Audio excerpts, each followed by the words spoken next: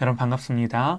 율법과 복음 8번째 묵상, 결코 정죄함이 없습니다 라는 제목으로 하나님의 말씀 나눕니다. 로마서 8장 1절에서 4절입니다.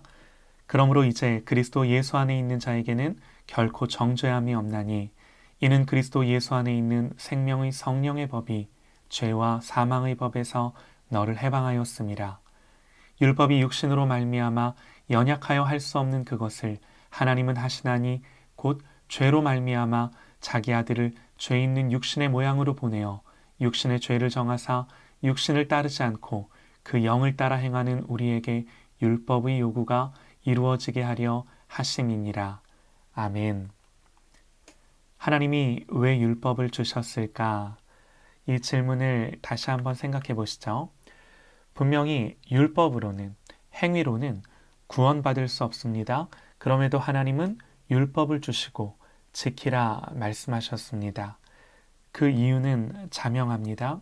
말씀에 기록하기를 그러므로 율법의 행위로 그의 앞에 의롭다 하심을 얻을 육체가 없나니 율법으로는 죄를 깨달음이니라.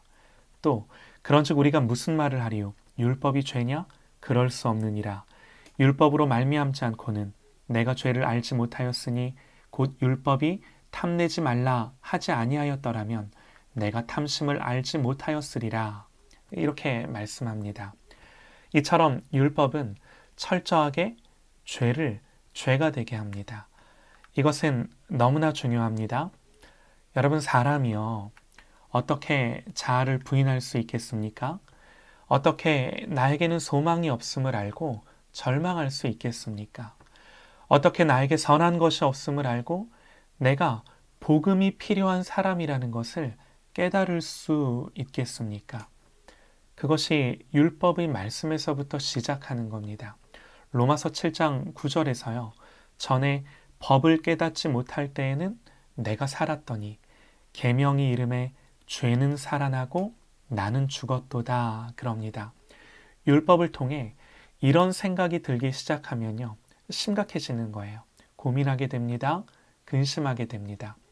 순전한 율법 아래서 죄를 깨닫게 되고 그 율법의 정죄 아래 율법이 사망으로 나를 사로잡아가는 것을 깨닫는 순간 이걸 벗어날 길이 없는 거예요. 비로소 복음이 필요한 사람이 됩니다. 주님을 찾게 됩니다. 오라 나는 곤고한 사람이로다. 이 사망의 몸에서 누가 나를 건져내랴. 이런 탄식을 하게 되는 거죠. 전에는 하나님의 진노 따위는 별로 의식된 적이 없었습니다. 그런데 율법의 말씀을 통해 이 말씀이 정말로 나에게 깨달아질 때 하나님의 진노 아래 있다는 이 나의 영적인 현실을 보게 되는 것입니다. 이 하나님의 진노 앞에 심판받게 되는, 심판받을 수밖에 없는 죄인의 실존을 절감하게 되는 거죠. 여러분, 오늘날 우리의 신앙생활에 있어서 우리의 이 가장 큰 문제는요, 이 죄에 대한 심각한 자각이 없이 복음을 듣는다는 것입니다. 율법, 죄와 저주, 하나님의 진노, 형벌, 심판, 사망, 지옥. 별로 달가운 말들이 아니죠.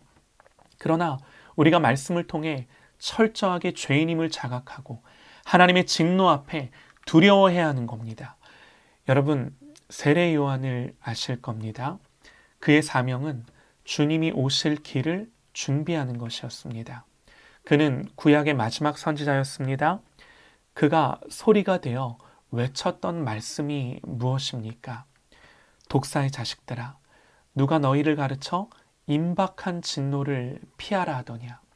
이미 도끼가 나무 뿌리에 놓였으니 좋은 열매를 맺지 아니하는 나무마다 찍혀 불에 던져지리라. 하나님의 임박한 진노를 사람들로 하여금 대면하게 하는 것이었습니다. 이것이 주님이 오실 길을 준비하는 것이었습니다. 복음을 들을 준비를 하게 하는 거예요. 사도행전 3장에서도요, 베드로가 설교합니다. 물론 그 설교의 요지는 예수 그리스도로 말미암아 구원받는 복음입니다. 그러나 그 복음을 말하기 전에 어떤 일이 있었습니까? 그들이 이 말을 듣고 마음에 찔려 베드로와 다른 사도들에게 물어 이르되 형제들아 우리가 어찌할꼬 하거늘. 율법을 통해 죄가 죄로 드러났기 때문에 단 한 번도 이런 탄식을 해보지 않았어요. 그러나 말씀 앞에, 율법 앞에, 복음 앞에 이 탄식을 하며 우리가 어떻게 하면 좋겠냐 물으며 나아가는 거죠. 사랑하는 여러분, 이 죄에 대한 자각과 탄식이 우리의 신앙 경험 안에, 우리의 삶 안에 일어날 수 있기를 간절히 소망합니다. 그래야만 복음이 싸구려가 안 되는 거예요. 복음이 정말 값지고 귀한 은혜가 되어서 그 은혜를 사모하고 그 은혜로 피하고자 하는 열망이 내 안에 생기는 거죠. 그러므로 복음이 복음 되도록 율법의 말씀이 적용되고 경험되는 은혜가 저와 여러분에게 있기를 간절히 소망합니다. 율법이 다 폐지되고 필요 없는 것이 아닙니다. 갈라디아서 3장에요. 이와 같이 율법이 우리를 그리스도께로 인도하는 초등 교사가 되어 우리로 하여금 믿음으로 말미암아 의롭다함을 얻게 하려 함이라. 율법이 초등 교사가 되어 이 율법의 가르침 앞에 저와 여러분의 실체가 온전히 드러날 수 있기를 간절히 소망합니다. 그러나 오늘 말씀에서 우리는 율법 앞에서는 철저하게 탄식할 수밖에 없지만 복음 안에서는 해방을 선포하고 자유를 선포하는 것을 볼 수 있습니다. 오늘 말씀에 기록하기를 그러므로 이제 그리스도 예수 안에 있는 자에게는 결코 정죄함이 없나니 이는 그리스도 예수 안에 있는 생명의 성령의 법이 죄와 사망의 법에서 너를 해방하였음이라. 얼마나 놀라운 선언입니까? 죄의 문제, 죄에 대한 책임의 문제는 아담이 범죄한 이래 아담의 자손들이 가진 해결할 수 없는 문제였습니다. 하나님이 범죄한 아담을 부르실 때 아담이 하나님께 했던 말을 기억하실 겁니다.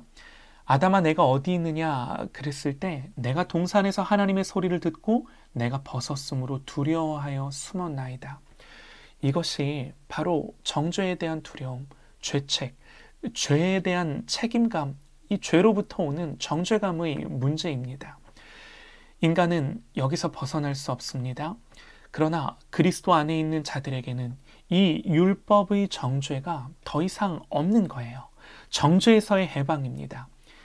이 말인즉 우리가 죄를 자백하고 용서를 구했기 때문에 하나님께 용서받은 게 아닙니다. 그야말로 그리스도 예수 안에 있는 자, 믿고 거듭난 자에게는 이제와 앞으로 영원토록 정죄함이 없는 겁니다. 그러면 나는 그럼에도 계속해서 죄를 짓는데 죄 지어도 괜찮다고 생각하고 정죄함이 없으니 죄 가운데도 그냥 즐겁게 살면 그만이겠네? 또 이런 질문이 나오는 거죠. 그러나 그리스도 예수 안에 있는 자는 죄에 대해 이런 식으로 생각할 수가 없는 거예요. 여러분 지금까지 우리가 들었습니다.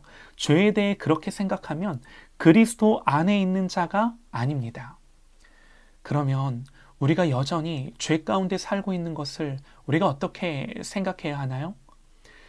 그리스도인이 죄를 짓는 것은 엄밀한 의미에서 율법에 대한 죄가 아니라 사랑하는 분의 마음을 상하게 하는 것이라고 말해야 합니다. 그래서 더 마음이 점이 오고 죄를 하나님 앞에서 싫어하고 혐오하고 죄와 멀어지려는 이 죄와 싸우려는 마음의 선한 의지들이 일어나는 사람인 거죠. 예수님 밖에서의 죄의 문제는 그저 율법을 범하고 율법의 정죄 아래 들어가는 것입니다. 단순히 죄책감이 드는 거예요. 내 양심의 가책을 느끼는 거예요. 그러나 그리스도 안에서의 죄의 문제는 하나님의 마음을 상하게 하고 그래서 그 하나님과의 복된 교제를 누리지 못하게 되는 것을 마음 아파하며 회개하는 것입니다.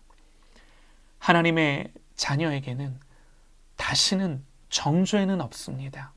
더 이상 정죄감과 죄책감의 문제로 싸우는 게 아닙니다. 이것이 복음입니다. 그러나 하나님 앞에서 죄를 아파하며 내가 이렇게 큰 은혜를 받은 하나님의 자녀인데, 내가 하나님의 자녀인데 이런 일을 행했구나. 그러면서 참으로 부끄럽구나, 죄송하구나. 그러면서 회개하고 돌이키는 것입니다. 그러므로 이제 그리스도 예수 안에 있는 자에게는 결코 정죄함이 없나니, 사랑하는 여러분, 이보다 우리에게 더 필요한 말이 어디 있겠습니까? 우리는 예수님 외에는 지금의 인생과 영원에 아무런 소망도 없습니다. 우리는 예수님 없이는 하나님의 진노를 피할 수 없습니다. 우리는 지옥 형벌을 면하고 하나님 앞에서 구원 얻기 위해서 스스로는 아무것도 할 수 없는 무력한 존재입니다. 그러므로 그리스도께 피하셨습니까? 그러므로 그리스도 안에 있습니까? 이 놀라운 믿음의 은혜가 주어지기를 소망합니다. 그리스도께 피하고 돌이키는 은혜가 있기를 바랍니다. 이 복음의 진리를 믿고 나 자신이 아닌 주님을 향하여 나의 삶을 돌이키십시오. 그리스도 예수 안에 있을 때 우리는 그 어떤 죄도 연약함도 더 이상 정죄함이 없습니다. 내가 그 어떤 죄인이어도 하나님 앞에 용서받고 용납되었습니다. 그러나 이 용서는요, 결코 가벼운 용서가 아닙니다. 찬송가 28장 복의 근원 강림하사라는 찬송가를 아시나요? 그 3절의 가사가 주의 귀한 은혜 받고 일생 빚진 자 되네, 주의 은혜 사슬 되사 나를 주께 매소서. 그리스도인의 자유는 주님의 은혜에 빚진 자 되어 그 은혜의 사슬에 매인 자 되는 것입니다. 사랑하는 여러분, 하나님은 하나님의 자비와 긍휼을 구하며 하나님께 나아오는 모든 자들을 거절하지 않으십니다. 이 은혜를 구하며 하나님께 나아가는, 그래서 하나님이 주신 이 참된 자유를 누리는 저와 여러분 되시기를 간절히 소망합니다.